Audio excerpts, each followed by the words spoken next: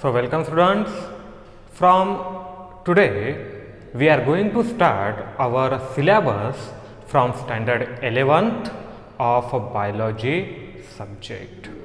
So with respect to this subject, that is biology, up to your 10th standard you have studied different concepts.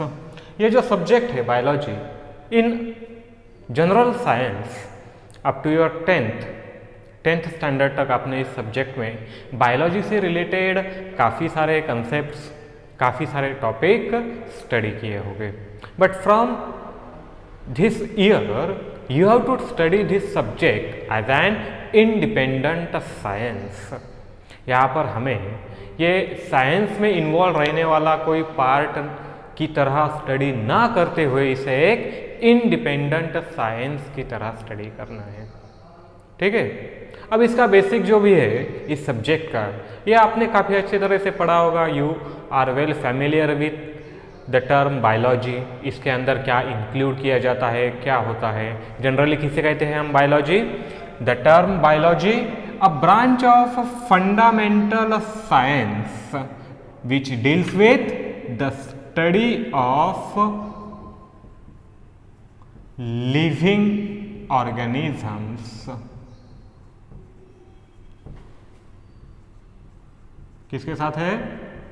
deals with the study of living organisms. And you know that the meaning of this term living organisms. अब हमें जो भी study करना है ये biological and non biological इन दो important terms पे based है. The entire study of biology is depend on a biological system and a non biological system. यहाँ पर हमें अलग अलग टाइप के बायोलॉजिकल सिस्टम्स स्टडी करने हैं जिसके बारे में आपने काफ़ी कुछ पढ़ा होगा. You have well familiar with the study of cell, study of tissue, different type of life processes. ये सभी 10th स्टैंडर्ड तक आपने स्टडी किया है. तो सबसे पहले इस सब्जेक्ट में जो भी इसका इनिशियल पार्ट है वो स्टार्ट होता है इस वर्ड से, लिविंग ऑर्गेनिज्म. तो ये टर्म किसे कहा जाता है, लिविंग किसे कहते हैं? एक जनरल टर्म है living which is differentiated from non living, जिसे हम अच्छे तरह से नॉन लिविंग से डिफरेंशिएट करते हैं. लेकिन इस टर्म का एक्चुअल बायोलॉजिकल मीनिंग क्या है? किसे कहेंगे हम लिविंग, जिसे नॉन लिविंग से हम सेपरेट करते हैं. So this term living is applicable to something which shows certain fundamental characteristics. किसे भी हम लिविंग नहीं कह सकते. अगर किसी को लिविंग कहना है, कोई ऑब्जेक्ट है, सब्जेक्ट है, मटेरियल है, सराउंडिंग में प्रेजेंट है, और अगर उसे लिविंग कहना है तो उसके लिए उसमें कुछ फंडामेंटल कैरेक्टरिस्टिक्स प्रेजेंट रहनी चाहिए, जिसे हम कहते हैं कैरेक्टरिस्टिक्स, और it is also called as the basic properties of living organisms. क्या कहते हैं इसे? Basic properties of living organisms. And there are different properties of living organisms. We have the first characteristic or first property as growth, second one locomotion, the third one reproduction, the fourth one metabolism, and the last one sense. Okay, so we have a group of 5 different properties. यहाँ ये 5 अलग अलग properties present है, और ये 5 property जहाँ present रहेंगे उसे क्या कहेंगे हम? लिविंग कहेंगे. ठीक है. The term living is applicable only on the basis of these 5 properties, and out of these 5 properties, remember initial 3,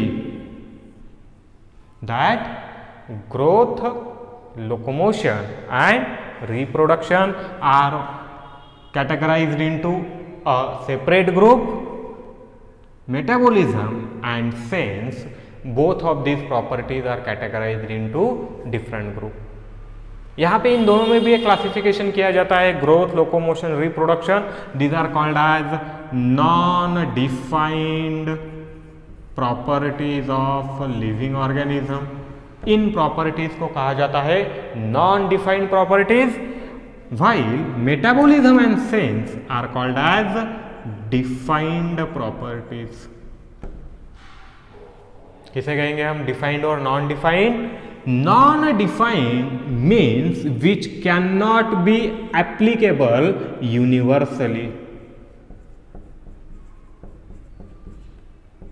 जिसे यूनिवर्सली एप्लीकेबल नहीं किया जा सकता, जहां पर प्रेजेंस ऑफ एक्सेप्शंस हमें दिखाई देते हैं. फिर चाहे वो ग्रोथ के लिए हो, लोकोमोशन के लिए हो या रिप्रोडक्शन के लिए हो, इन वन और अदर वे.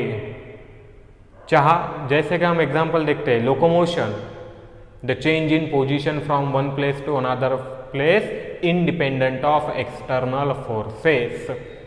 इसे हम लोकोमोशन डिफाइन करते हैं. ये डेफिनेशंस आपको मिल जाएंगे बेसिक स्टडीज में अप टू 10th, या फिर जो भी हमारे फाउंडेशन के वीडियो है स्टैंडर्ड 8, स्टैंडर्ड 9 या फिर स्टैंडर्ड 10th, वहाँ भी आपको ये अच्छे तरह से समझ में आ जाएगा. आप उन वीडियो को एक बार देख लीजिए, क्योंकि वहाँ पर इन केस ऑफ स्टैंडर्ड 8 ये इनिशियल पार्ट अच्छे तरह से पढ़ाया गया है, जहाँ ये पांचों कैरेक्टर को, पांचों प्रॉपर्टीज को एक्सप्लेन किया गया है. तो यहाँ पर the non defined means which can not be applicable in case of each and every organism, जहाँ इसे ईच एंड एवरी, हर ऑर्गेनिज्म के लिए एप्लीकेबल नहीं किया जा सकता, चाहे वहाँ एक्सेप्शन प्रेजेंट है. लोकोमोशन का एग्जाम्पल हमने अभी लिया था, animal shows locomotion but plant remains stationary. अब ये एक ऐसा कैरेक्टर है जो एनिमल के लिए तो एप्लीकेबल है, लेकिन प्लांट के लिए एप्लीकेबल नहीं है.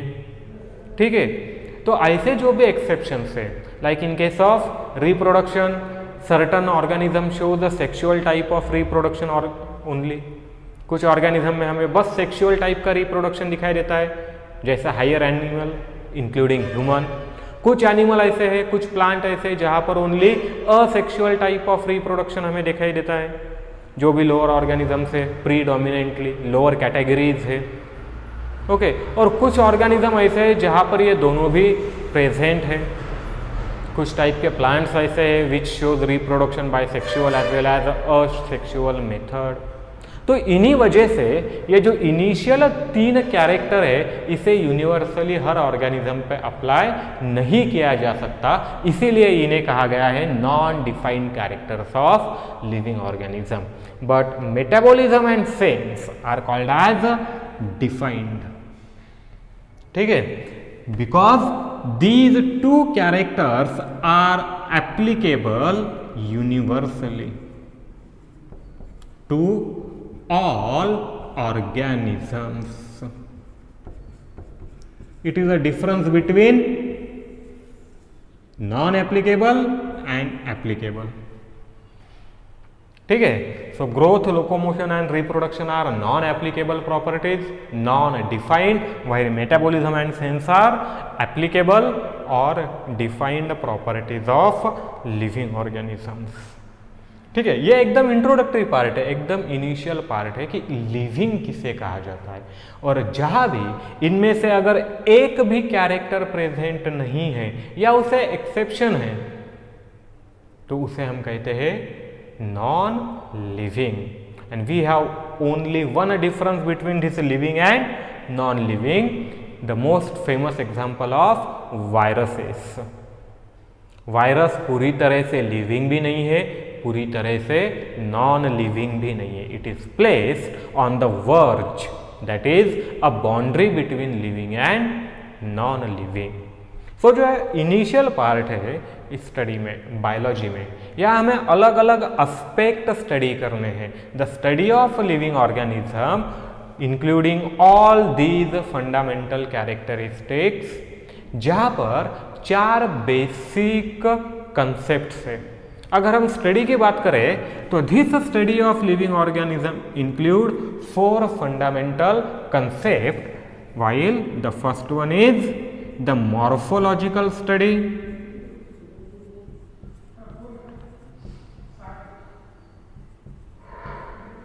जिसे कहते हैं morphology, the study of external character of an living organism. किसकी स्टडी होगी यहां पर? मॉर्फोलॉजी में external characters of living organisms. Second one, it is called as anatomy. ठीक है, anatomical studies which include study of internal characters, जहाँ पर जो भी लिविंग ऑर्गेनिज्म है, चाहे किसी भी क्लास को बिलोंग करता हो, उस लिविंग ऑर्गेनिज्म में इंटरनल कैरेक्टर की स्टडी की जाएगी। The third one, it is physiology, इसे कहेंगे physiology, which include the study of different processes which takes place inside living organism, respiration, digestion, circulation, hormonal coordination, reproduction, ये जो भी अलग अलग टाइप के लाइफ प्रोसेसेस है, अप टू योर 10th या 10th के सिलेबस में आपने इनमें से कुछ स्टडी किए होंगे। फिर चाहे वो फोटोसिंथेसिस हो या रेस्पिरेशन हो, वहाँ पर हमने देखा था by the name of life process. ठीक है, अब हायर स्टडीज में उसी को कहेंगे हम फिजियोलॉजिकल स्टडी, उसे कहते हैं physiology. And the fourth one, it is the applied studies. Last होता है अप्लाइड बायोलॉजिकल स्टडी, जहां प्रेजेंट है अलग अलग टॉपिक बायोलॉजी के, जैसे जेनेटिक्स एक अप्लाइड बायोलॉजिकल टॉपिक है, environmental science it is also one another applied biological topic. तो ऐसे जो भी अप्लाइड टॉपिक है वो लास्ट सेक्शन में आएंगे हमारे अप्लाइड बायोलॉजी में। So here we have these different type of concept. कुछ पार्ट इस सिलेबस में आपका मॉर्फोलॉजी से रिलेटेड है, फिर चाहे वो मॉर्फोलॉजी ऑफ एनिमल हो या फिर मॉर्फोलॉजी ऑफ प्लांट हो। कुछ पार्ट रिलेटेड है एनाटॉमी से, anatomy of plant, anatomy of animal. Certain part are related to physiological process like photosynthesis, respiration, excretion. ठीक है, ये जो भी पार्ट है ये कहाँ से रिलेटेड है? Physiological process. And few part is applied. फिर इसमें अलग अलग टॉपिक्स है, जैसे टैक्सोनॉमी है, क्लासिफिकेशन पे बेस्ड है। सो कलेक्टिवली जो भी सिलेबस है, syllabus of this 11th and 12th, it is divided into these 4 basic concept. ये जो पिलर्स है बायोलॉजी के, morphological studies, anatomical studies, physiological studies और लास्ट में आएगा हमारा अप्लाइड बायोलॉजी। यहाँ पर इस सब्जेक्ट में हमें इन 4 अलग अलग कंसेप्ट को in relation with different plant, different animal और जो भी बेसिक कंसेप्ट है उनके साथ इन्हें मिक्स कर कर स्टडी करना है। ठीक है भाई, तो अब हमें स्टार्ट करेंगे इस कंप्लीट सिलेबस को। इसी के साथ आप फाउंडेशन की वीडियो भी देख सकते हो, जहाँ पर आपको ये सभी कंसेप्ट काफ़ी अच्छे तरह से समझ में आएंगे। जो 8th, 9th या 10th का क्लास है उसके जो भी फाउंडेशन सीरीज़ की वीडियो अपने चैनल पे आते हैं, तो इन सभी वीडियोस को आप देखा कीजिए। वहाँ पर भी जो कंसेप्ट आपको पहले से पता नहीं है, it is not possible to include all these basic concept जो आप स्टैंडर्ड 8, 9th या 10th में लर्न किए होंगे, उन्हें भी फिर से एक बार अच्छे तरह से रिवाइज कर सकते हो। इसीलिए आपने वो फाउंडेशन के जो भी लेक्चर्स है, जो भी लेक्चर सीरीज वहाँ पर चल रही है, उसे व्यू करना मोस्ट नेसेसरी है। ठीक है स्टूडेंट्स, तो अब हम डायरेक्टली स्टार्ट करेंगे हमारा first unit from this 11th syllabus which is related to the applied biology, जो पूरी तरह से किससे रिलेटेड है, अप्लाइड बायोलॉजी से रिलेटेड है। Okay, so student, we will start our first unit from this 11th syllabus we entitled as systematics of living organisms. Now this unit is based on the applied biological science. ये जो भी unit हम यहाँ पर study करेंगे systematics of living organism, ये entire जो unit है ये एक अप्लाइड बायोलॉजिकल साइंस पे बेस्ड रहने वाला यूनिट है which completely deal with biological systematics, जहाँ पर पूरी तरह से हमें जो भी स्टडी करना है ये स्टडी है बायोलॉजिकल सिस्टेमेटिक्स के बारे में। Now we have a new term that is a term of systematics. यहां पर हमें पहली टर्म देखना है द टर्म सिस्टेमैटिक्स। ठीक है, अब इस टर्म को बायोलॉजिकली कैसे डिफाइन किया जाता है? Systematics is defined as the study of all the kinds, or we can also call it as all the types and diversity of living organisms, जो भी लिविंग ऑर्गेनिजम्स प्रेजेंट है चाहे किसी भी फॉर्म में प्रेजेंट हो, उनके जितने भी टाइप्स है, जो भी काइंड है, जहां पर भी एग्जिस्ट करते हो, उन सब की स्टडी करना है। The study of all the kind और types of living organism along with their diversity, जो भी उनकी डाइवर्सिटी है, जितने भी प्लांट है, एनिमल है, माइक्रोब्स है, अलग अलग टाइप में प्रेजेंट है, उनके साथ अलॉन्ग विथ, उसी के साथ we have to study their comparative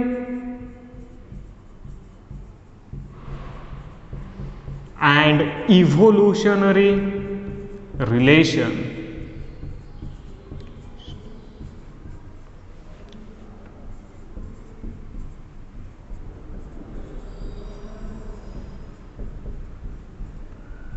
इसे कहा जाता है Systematix.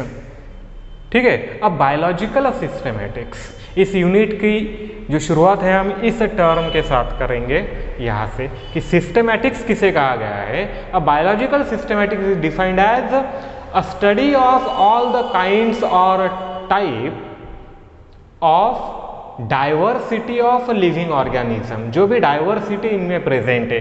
Here this term diversity, इसे अदर वर्ड्स में हम कहते हैं बायो डाइवर्सिटी। ठीक है, a diversity, a differentiation, a difference present in all the type of living organism, जो भी एक हैबिटेट है, जो भी लोकेशन है जहां पर ये लिविंग ऑर्गेनिज्म पाए जाते हैं, अलग अलग किस्म के, अलग अलग टाइप के, उन सब का स्टडी करना है। लेकिन स्टडी किस प्रकार से करना है? यहाँ पर अ कंपैरेटिव एंड इवोल्यूशनरी रिलेशनशिप, दो अलग अलग टाइप के ऑर्गेनिज्म में एक दूसरे के साथ क्या रिलेशन है।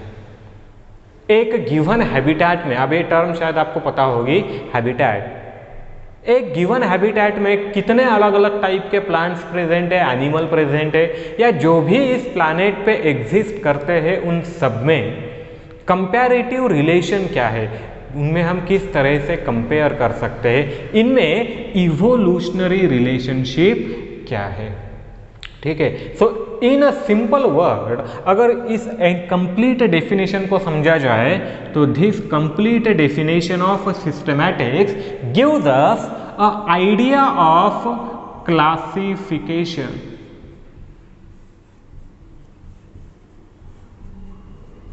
ठीक है, एकदम सिंपल लैंग्वेज में अगर इस सिस्टमैटिक्स को समझा जाए तो ये सिस्टमैटिक्स हमें क्या बताता है?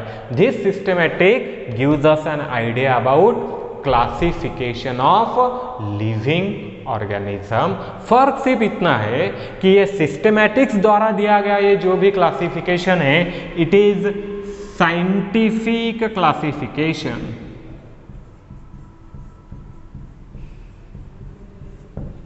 क्या है ये? Scientific classification. बाद में हमें इस टर्म को भी समझना है, क्लासिफिकेशन क्या है। ठीक है, सबसे पहले देखेंगे सिस्टमैटिक्स आया कहाँ से है।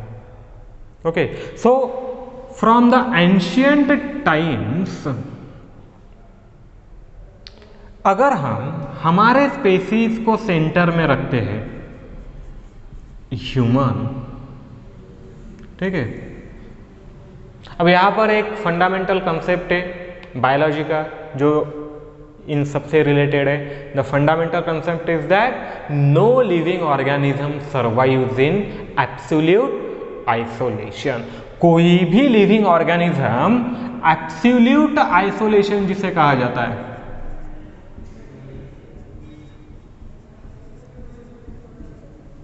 यानी कंप्लीट इंडिपेंडेंस। एब्सोल्यूट आइसोलेशन के यहां मायने क्या होते हैं? Complete independence. जो कंप्लीटली इंडिपेंडेंट है किसी भी प्रोसेस के लिए, किसी भी चीज के लिए, वो किसी पर भी निर्भर नहीं है। ठीक है, जो किसी पर भी बेस्ड नहीं है उसे हम कहेंगे एब्सोल्यूट। और ये कोई भी ऑर्गेनिज्म इस कंडीशन पर इस प्लैनेट में सर्वाइव करना पॉसिबल नहीं। ओके, सो हियर अगर हम हमारे स्पीसीज को, ह्यूमंस को सेंटर में रखते हैं, सो वी नो दैट चाहे ह्यूमन हो चाहे कोई भी ऑर्गेनिज्म हो, फॉर देयर सर्वाइवल, अगर हमें सर्वाइव करना है तो हमें और अलग अलग टाइप के ऑर्गेनिज्म के साथ इंटरैक्ट होना ही पड़ेगा। Without interaction with other living organism the complete independence possible नहीं है। यहाँ पर किसी भी टाइप के ऑर्गेनिज्म को सर्वाइव करने के लिए शो करना पड़ेगा interaction. The multiple type of interactions with other organism for their survival। इसका मेन एम क्या रहेगा यहाँ पे स्टूडेंट्स? सर्वाइवल। सर्वाइव करने के लिए अपने बलबूते पर कोई भी ऑर्गेनिज्म एज अ सिंगल इस प्लैनेट पे सर्वाइव नहीं कर सकता। सो ह्यूमन भी सर्वाइव नहीं कर सकेंगे। तो यहां पर we obtain the information about different plant ancient times से। सर्वाइवल के लिए जो भी इंपॉर्टेंट है, जैसे जैसे नीड्स बढ़ती गई, the all the type of plant and different type of animals, इन्हें किस तरह से यूटिलाइज किया जा सकता है। It is necessary to obtain the information about different type of plant and animal present in surrounding। क्योंकि हमारे सराउंडिंग में अलग अलग टाइप के प्लांट्स प्रेजेंट है, अलग अलग टाइप के एनिमल्स प्रेजेंट है, और अगर हमें सर्वाइव करना है तो इनमें से जो भी प्लांट या जो भी एनिमल हमारे सर्वाइवल के लिए बेनिफिशियल है, which provide a certain degree of benefit and uplift the degree of living. जो हमारी डिग्री ऑफ लिविंग है, सर्वाइवल के चांसेस है, उसे बढ़ाएगा, उसे अपलिफ्ट करेगा, हमारी स्पेसीज को फ्लरिश करेगा। ऐसे जितने भी इंपॉर्टेंट प्लांट है, यूजफुल प्लांट है, यूटिलाइजेबल प्लांट है और एनिमल्स है, इन्हें हमने एंसेस्टर टाइम से आइडेंटिफाई किया है। जैसे अगर एग्जांपल देखा जाए, we have information about multiple medicinal plant ऐसे काफ़ी सारे मेडिसिनल प्लांट है जिसके बारे में हमें इंफॉर्मेशन है। The information which is provided by our ancestor द्वारा प्रोवाइड की गई ये इंफॉर्मेशन है। वी नो दैट हमारे पास एक पर्टिकुलर सब्जेक्ट के उसे बोले उसके बारे में जो हमें इसकी इंफॉर्मेशन देता है। अलग अलग टाइप के एनिमल्स है जिनके द्वारा हमें बहुत सारे प्रोडक्ट मिलते हैं, like we obtain milk, we obtain leather, we obtain different type of compound others. अलग अलग टाइप के कंपाउंड्स भी है, अदर कंपाउंड्स भी है जिन्हें हम यूज करते हैं।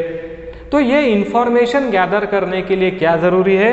क्लासिफिकेशन जरूरी है। Like classification of plant into different categories, utilisable plant, non utilisable plant, edible plant, non edible plant.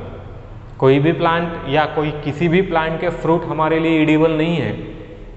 किसी भी प्लांट को किसी भी तरीके से यूटिलाइज नहीं किया जा सकता। ठीक है, ये इंफॉर्मेशन है और ये जो इंफॉर्मेशन है it is present in the term of classification.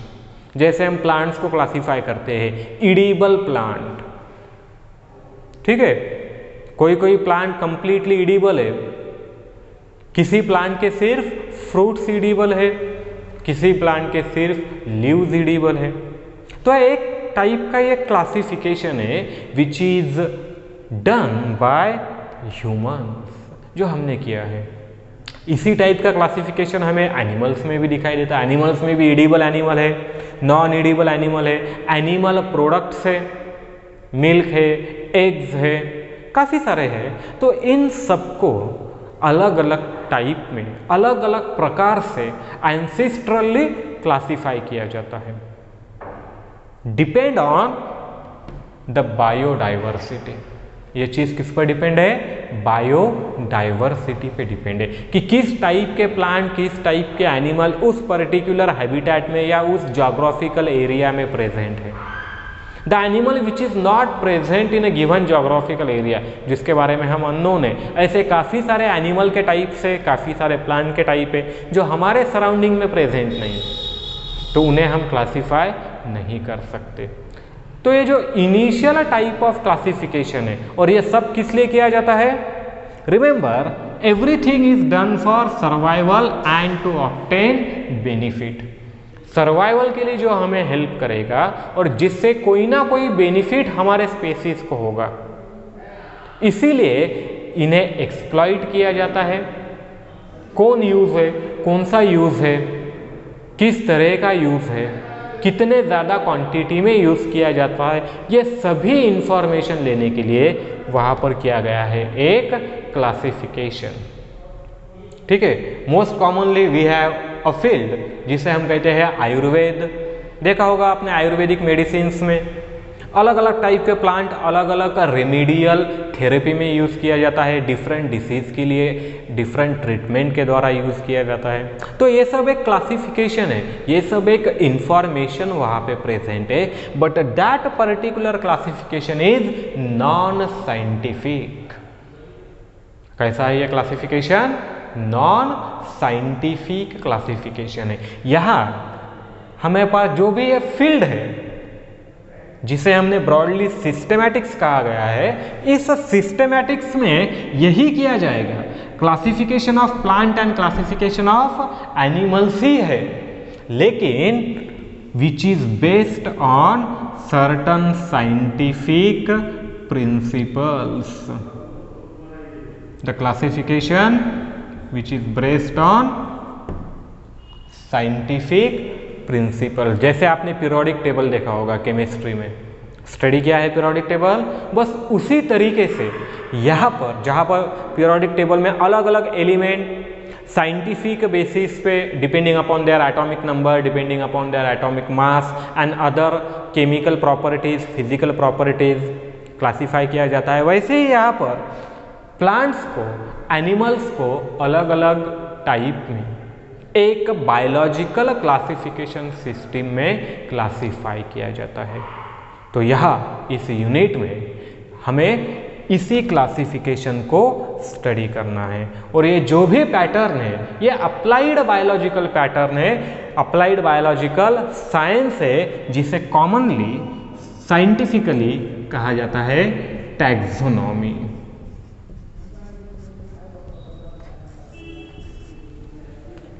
क्या कहेंगे इसे हम? Taxonomy. The branch of biology which deals with the study of scientific classification of all the living organism.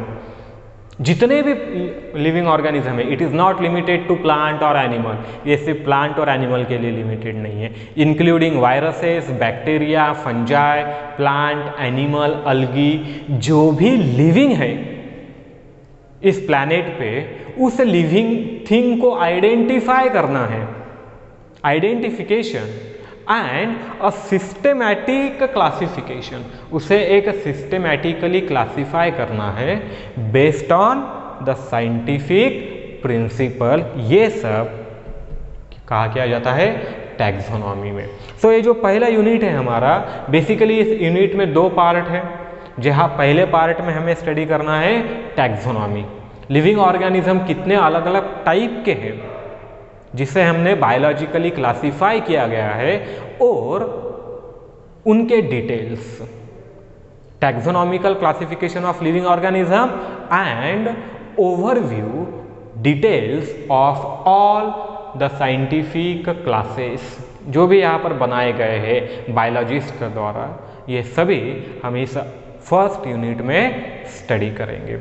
So in our next video lecture we will study about these terms, classification क्या है, taxonomy क्या है, और ये सब इस term पे, Systematix पे किस तरीके से बेस्ड है।